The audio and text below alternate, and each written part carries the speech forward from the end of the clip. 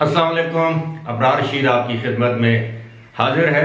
गुज़श्ता रोज़ मैंने एक वीडियो आपके साथ शेयर की थी जिसमें मैंने आपको बताया था कि अब दुबई में वीज़े के मामले पर दो जो मुख्तलिफ वजारतें हैं उनके माबैन एक एग्रीमेंट हुआ है।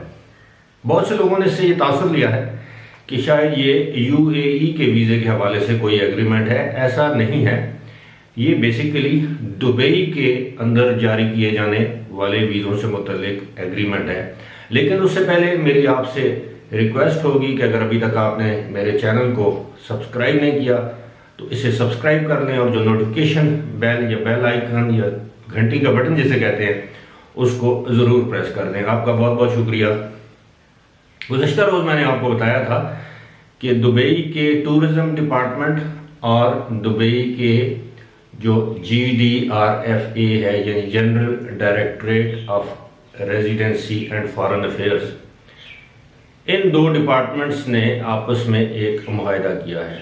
अब इस मुआहदे का असल मकसद मैं आपको बता देता हूँ। इसमें जो वीज़ा कैटेगरीज जिनका जिक्र मैंने ऑलरेडी अपनी एक वीडियो में कर दिया है, इसको बुनियादी तौर पर वीज़े की जानब, इलेक्ट्रॉनिक वीज़े की जानब गामज़न करना है।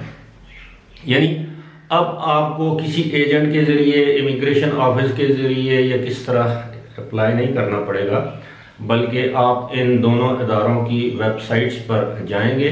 जब इसका बाकायदा ऐलान हो जाएगा, जब इसको बाकायदा स्ट्रीमलाइन कर दिया जाएगा या कारआमद कर दिया जाएगा, उसके बाद आप ये अपनी वेबसाइट्स जो इनकी होंगी दोनों इदारों की, यानी दुबई टूरिज़्म और GDRFA, आप इनकी वेबसाइट पर जाएंगे और आप खुद अपने डॉक्यूमेंट्स अपलोड करेंगे, जो भी रिक्वायर्ड डॉक्यूमेंट्स होंगे, और फिर आपको वीज़ा यानी इलेक्ट्रॉनिक वीज़ा जारी कर दिया जाएगा। जिस तरह आजकल भी दुनिया के बहुत से ममालिक में ये वीज़ा जारी किया जा रहा है। यानी आप अपने पासपोर्ट की कापी, आप अपनी तस्वीर, आप एप्लीकेशन फॉर्म फिल करके उसको अपलोड करते हैं।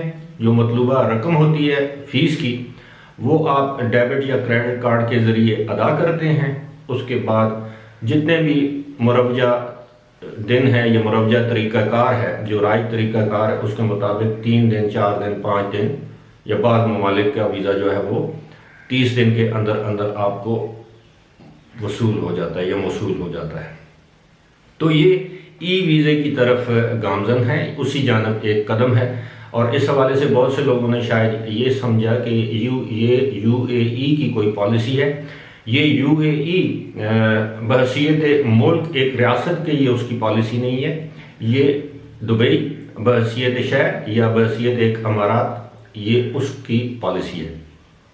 मुझे उम्मीद है आपके जहनों में जो कोई भी इब्हाम हुआ होगा वो दूर हो चुका होगा।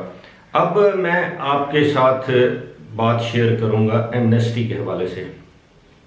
बहुत से दोस्त सवाल कर रहे हैं कि जी अब दोबारा एमनेस्टी कब शुरू होगी।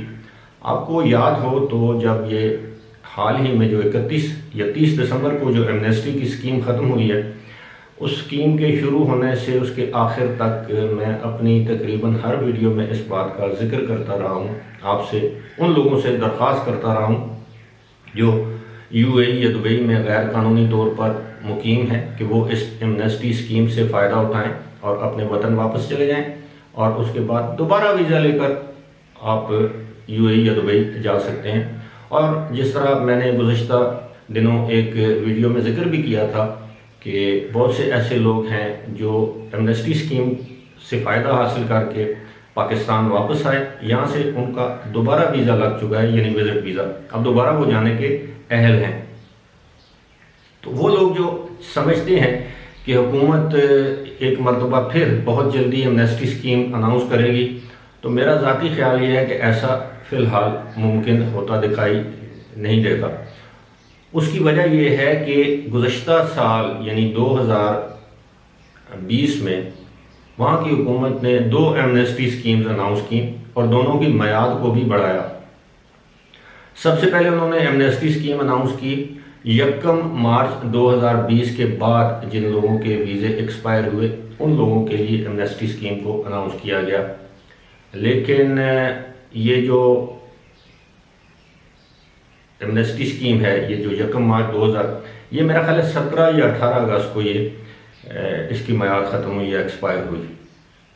उसके बाद हुकूमत ने ऐलान किया कि 1 मार्च 2020 से पहले जिन लोगों के वीज़े, किसी भी किस्म के वीज़े अगर उनके एक्सपायर हुए हैं, एमिरेट्स आईडी एक्सपायर हुए हैं, तो वो एमनेस्टी स्कीम हासिल, पहले उसमें सितंबर का वक्त दिया गया, फिर नवंबर तक बढ़ाया गया, फिर शायद फिर अक्टूबर तक बढ़ाया गया, फिर 31 दिसंबर या 30 दिसंबर तक इसकी मियाद को बढ़ाया गया, और बहुत से लोगों ने इस एमनेस्टी स्कीम से फ़ायदा भी उठाया।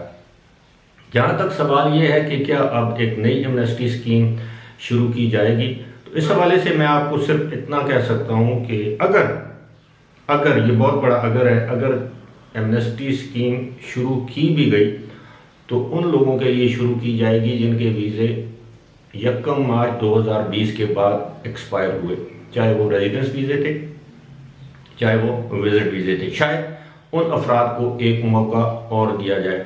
इसके अलावा मैं नहीं समझता कि एमनेस्टी स्कीम में कोई एमनेस्टी स्कीम आने का कोई इम्कान है। अब मैं एक चीज़ मैं भूल गया था, मैं दोबारा उसकी तरफ आता हूँ। ये जो यूएई ने अपने जो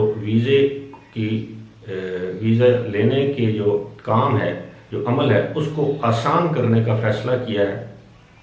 अब आप सोच रहे होंगे कि ऐसा क्यों किया गया है, तो इसमें यह है कि वर्ल्ड बैंक यानी आलमी बैंक जो है, उसकी हर साल एक रेटिंग होती है कि कौन सा मुल्क सरमायाकारी के लिए बेहतर है, कौन से मुल्क में वीज़े के कवानीन बेहतर हैं, कौन से मुल्क में अमन व अमान की सूरत हाल बेहतर, यानी सारा एक इंडेक्स बनता है। इसमें इस वक्त यूएई वर्ल्ड बैंक की जो रैंकिंग है उसमें 12वें नंबर पर है। अब यूएई की ख्वाहिश ये है कि वो कम अज़ कम पहले 5-7 ममालिक में आ जाए, जहाँ जिन ममालिक को आलमी बैंक सरमायाकारी के लिए बेहतर समझता है, महफूज समझता है, जिन ममालिक को आलमी बैंक अमन व अमान की सूरत हाल, वीज़े के मामला के हवाले से मौजू करार देता है, तो यूएई उसमें शामिल हो जाए। और यही वजह है कि आपने नोटिस किया होगा कि इन जो वीज़े की जो कैटेगरीज़ हैं, इसमें विज़िट वीज़ा शामिल नहीं है। यानी अभी भी अगर आप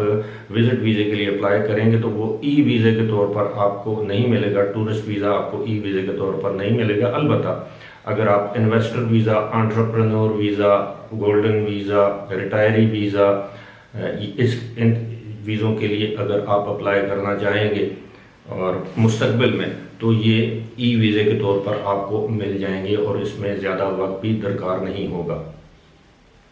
अब आप सोच रहे होंगे कि विज़िट वीज़े को क्यों इसमें शामिल नहीं किया गया, तो उसकी बहुत सारी वजूहात हैं। उसकी वजूहात ये हैं कि फ़िलहाल विज़िट वीज़े की डिमांड इतनी है कि शायद उनका सिस्टम इस चीज़ को बर्दाश्त न कर सके, तो रोज़ाना हज़ारों की तादाद में विज़िट वीज़े की एप्लीकेशन जो हैं वो ऑनलाइन आना शुरू हो गई। तो ऐसा ना हो माफ़ कीजिएगा, ऐसा ना हो कि उनका सिस्टम क्रैश हो जाए। जैसा कि अगर आपको याद हो, जब उन्होंने अप्रूवल का सिलसिला शुरू किया था, आईसीए की अप्रूवल का, तो लोगों ने हज़ारों लाखों की तादाद में जब अप्लाई करना शुरू किया तो आईसीए का सिस्टम भी बैठ गया। लिहाजा उम्मीद है कि मुस्तकबिल में आइंदा साल 2 साल में विज़िट वीज़ा भी ई वीज़े के तौर पर जारी किया जाएगा। लेकिन मैं ये समझता हूँ कि ई वीज़े की तरफ जो कदम है, जो ये इन्होंने अपने आप को गामज़न किया है, ये ना सिर्फ यूएई के लिए बल्कि वहाँ